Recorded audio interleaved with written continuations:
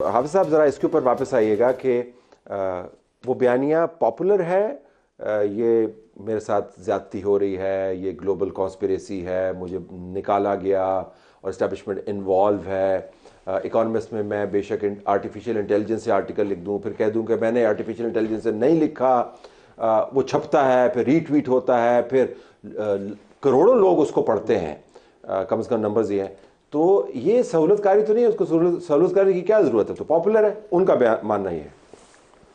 میں ایک بات کروں، آپ نے عفنان بھائی سے ایک سوال کیا، اگرچہ ہونا نہیں چاہیے، میں ایک کروں اگر آپ کو اجازت ہے. جی آپ نے مجھ سے پوچھا کہ پیملن کیوں خاموش ہے، پوچھا نا. جی جی بالکل. میں کہتا ہوں کہ پیملن اس لیے خاموش ہے کہ وہ نہ اعلان ماشاء اللہ کے قائل ہے، نہ خاموش ماشاء اللہ کے قائل ہے، البتہ خاموش جمہوریت کے قائل ہے. اس لیے خاموشی سے اسموتھلی طریقے سے، خفیہ طریقے سے الیکشن کی طرف بڑھ رہے ہیں، ساتھ ساتھ حکومت کی طرف بھی بڑھ رہے ہیں. میں اس کی تائید کر دیتا ہوں. اور آپ کی اپنی جماعت کے بارے میں کیا ہے؟ اور ہم اس کے اتحادی ہوں گے انشاءاللہ. پلوشہ کی پارٹی بھی اتحادی ہوگی، پلوشہ کی پارٹی بھی اتحادی ہوگی. تو یہ سب لڑائی جاری ہے. اگر فرض کرے پلوشہ کی مصطفیٰ بھائی کو بھی ساتھ رکھیں گے. اگر پلوشہ کی پارٹی مصطفیٰ بھائی wants to be the lone wolf. جب ہونا ضروری ہے. دیکھیں، اگر ہم قومی حکومت کی بات کرتے ہیں تو پیپلز پارٹی بھی شامل ہوگی. ٹھیک ہے نا؟ کیا قباحت ہے اگر 16 مہینے پیپلز پارٹی ساتھ تھی مسلم لیگ کی، تو آنے والے میں کیا قباحت ہے اگر ساتھ نہ ہو؟ ہاں، اگر فرض کرے اپوزیشن میں ہوگی پیپلز پارٹی تو فرینڈلی اپوزیشن ہوگی. پیپلز پارٹی اب اسٹوڈیو میں جو ہلکی سی خاموشی آئی ہے، یعنی وہ اس پیشین گوئی کے وزن کی وجہ سے، تو آپ باری باری اس کو ذرا رسپونڈ کر دیں. ٹھیک ہے نا. جہاں تک آپ کی سوال کا تعلق ہے، جو آپ نے سوال کیا کہ ادھر دو نعرے زیادہ بکتے ہیں، ایک اینٹی امریکن، ایک اینٹی اسٹیبلشمنٹ.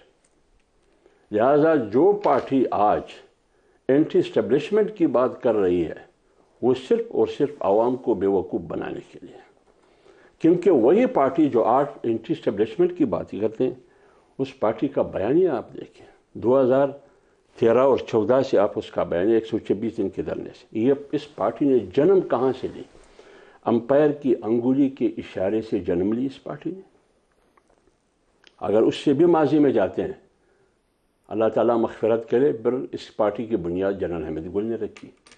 تو حامد گل سے ہوتے ہوئے امپائر کی انگلی کے اشارے سے جنم لینے والی پارٹی پی ٹی آئی اب مار کیوں کر رہی ہے؟ مار کیوں؟ آپ نے بھی الفت اور محبت کی داستان میں گردن زنی کی بات کی تھی نا. اسی انگلی کی حرکت سے مار کر رہی ہے، لیکن اس انگلی کا نام آج ہے چھڑی. تو اب آپ مجھے بتائیے کہ اتنا اینٹی اسٹیبلشمنٹ بیانیہ ہے آپ مجھے بتائیے، آپ نے اتنا سخت اینٹی اسٹیبلشمنٹ بیانیہ آپ نے کیا کہ سارا کام اسٹیبلشمنٹ کرتی ہے. آپ مجھے بتائیے، میں پی ٹی آئی کی بات کر رہا ہوں. نہیں تو ان کو اسٹیبلشمنٹ نے بنایا. پی ٹی آئی کیا کہتی رہی؟ آپ مجھے بتائیے، پی ٹی آئی سابق chief of army staff general Bajwa کے بارے میں کیا کہتی رہی؟ سب سے جمہوریت پسند زبردست تو جرنیل پھر کیوں مخالفت ہوئی اس کی؟ نہیں، ہمارے والد کی جگہ ہے. پوری قوم کا باپ ہے. یہ کس نے کہا؟ پی ٹی آئی نے کہا. ابو تھے نا. اور وہ یہ بھی کہتے رہے کہ آئندہ 15 سال بھی ہماری حکومت ہوگی، کیونکہ پلان یہی تھا کہ فلان چیف آف آرمی اسٹاف ہوگا، فلان ہوگا. آج یہ بات کرنا اینٹی اسٹیبلشمنٹ، کون اعتماد کرے گا اس بات پر؟ نہ قوم اعتماد کرے گی، نہ کوئی عام شہری اعتماد کرے گی. یہ صرف اپنے بیانیے کے بکنے کے لیے سب کچھ ہو رہا ہے. لیکن بک رہا ہے.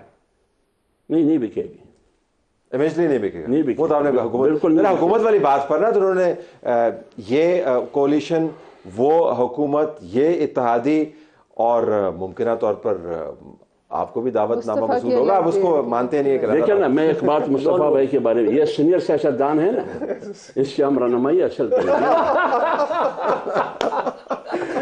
رہنمائی حاصل کرنے کے نتیجے میں ابھی یہ صرف ٹکٹ سے محروم ہوئے.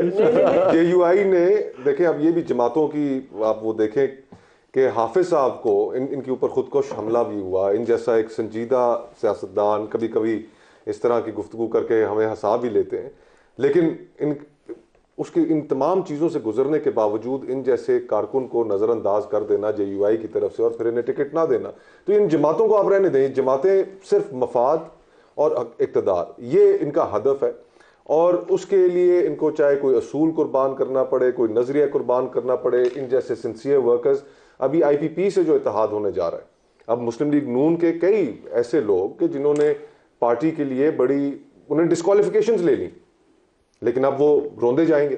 تو یہ سب ایک اقتدار کا بے رحم کھیل ہے. اخلاقی فیصلہ نہیں ہے، یہ hardcore hard nosed calculation, you know that very well. دیکھیں اقتدار کا بے رحم کھیل ہے اقتدار حاصل کرنے کے لیے، اور اس کے پھر میں کہوں گا سب سے بڑے وکٹم پاکستان کے لوگ ہیں. اور یہاں پہ جو بیانیہ جس کی آپ بات کر رہے تھے کہ جو تشکیل جماعتیں دیتی ہیں، آج تک پاکستان کی تاریخ میں کوئی وزیر اعظم اپنی مدت بھی تو پوری نہیں کر پایا. تو جب کوئی مدت اپنی پوری نہیں کر پاتا، اس کو 4 سال یا 3 سال کے ٹائم پیریڈ کے بعد نکال دیا جاتا ہے، تو پھر وہ وکٹم ہوڈ کا بیانیہ لے کے عوام کے پاس جاتا ہے، اور اسی وکٹم ہوڈ کے بیانیے کے اوپر پھر ووٹ بھی ملتے ہیں. تو ایشوز جو ہیں وہ ہمیشہ پس پشت رہے.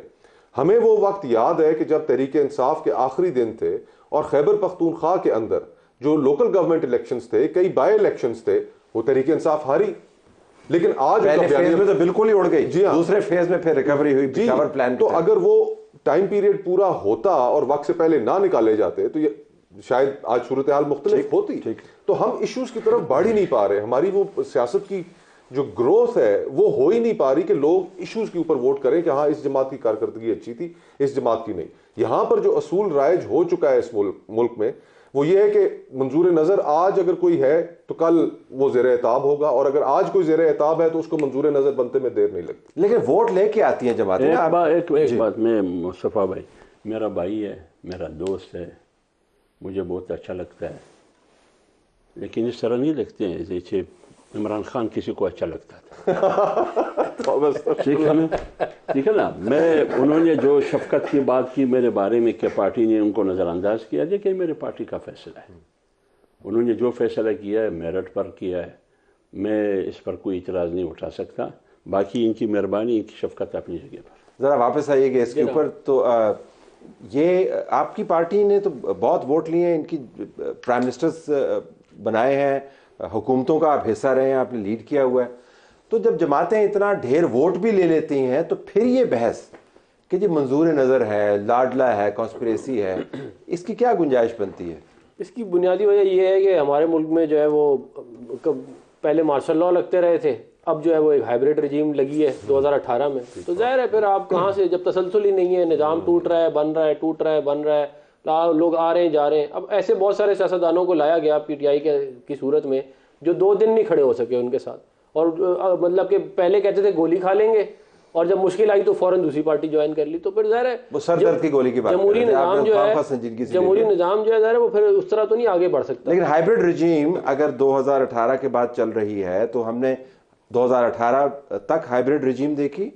2018 کے بعد PDM پلس پیپلز پارٹی بھی ایک ہائیبریڈ ہی تھی، ہائیبریڈ پلس اور ہائیبریڈ پلس، اور ہائیبریڈ رجیم نے ایک پھر انفراسٹرکچر بنا دیا ہے جس کے اندر انسٹیٹیوشنلائز کر دیا ہے ہائیبریڈ رجیم کو. تو اب اگلی جو حکومت بنے گی وہ نان ہائیبریڈ ہوگی. نہیں، یہ ٹرانزیشن ہوگا، یہ اور یہ بندے کو ایکسیپٹ کرنا چاہیے، ورنہ ہم پھر کام ٹھیک نہیں کر پائیں گے. ٹھیک، آپ ٹرانزیشن آپ نے کیا تھا ایک 2008 میں جو اچھا ہوا تھا، آپ نکل گئے تھے اور وہ لوگ بھی واپس چلے گئے تھے، لیکن پھر وہ جو ہے واپس ہوا اور پھر وہ دھرنوں کی صورت میں ہوتا ہائیبریڈ لگ گیا. اب اس کو واپس آپ کو کرنے میں بڑی ایفرٹ لگے گی، اور وہ ایفرٹ جو ہے اور قربانیاں بھی شاید دینی پڑے. تو لیکن اس کے بعد ایک میں آخری بات پر ایڈ کر دوں، مصطفیٰ جو ہے وہ ہمیں اس کی بڑی ضرورت ہے کیونکہ حالات خراب ہوتے پتہ نہیں چلتا.